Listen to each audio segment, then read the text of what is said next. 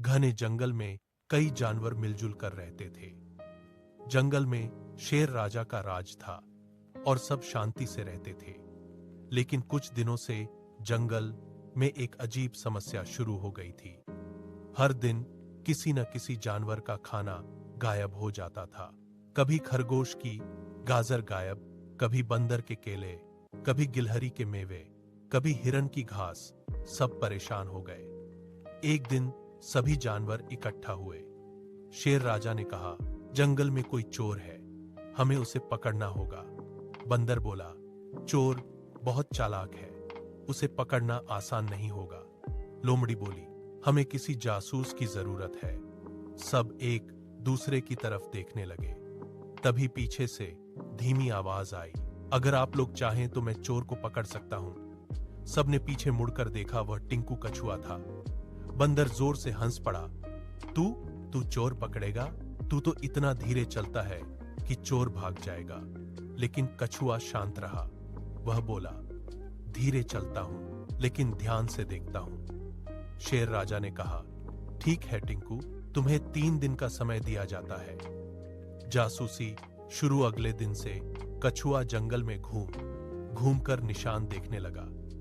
वह जमीन पर पैरों के निशान देखता, टूटी टहनियां देखता, खाने के छिलके देखता। उसने देखा कि हर चोरी के पास छोटे छोटे पंजों के निशान होते हैं। उसने सोचा, यह कोई छोटा जानवर है लेकिन बहुत चालाक है। दूसरे दिन उसने देखा कि चोरी हमेशा रात को होती है। तीसरे दिन उसने एक योजना बनाई। उसने जंगल में एक जगह केले, गाजर और मेवे रख दिए और खुद झाड़ी के पीछे छिप गया। रात हो गई, जंगल शांत हो गया, हवा चल रही थी। तभी झाड़ियों में हल्की आवाज हुई, सरसर सरसर। कछुए ने ध्यान से देखा। एक छोटा सा जानवर धीरे धीरे आया, इधर उधर देखा और खाना उठाने लगा। कछुआ धीरे से बोला, पकड़ लिया। जानवर चौंक गया। वह भागने लगा, लेकिन कछुए ने पहले से ही वहां बेल गिरा रखी थी। जानवर बेल में फंस गया।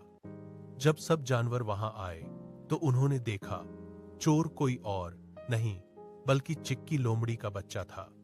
सच सामने आया। लोमड़ी भी वहां आ गई। वह गुस्से में बोली, तू चोरी कर रहा था? लोमड़ी का बच्चा रोने लगा, मां, मुझे बहुत भूख लगती थी, लेकिन मैं छोटा हूं, शिकार नहीं कर पाता, इसलिए मैं खाना चुरा लाता था।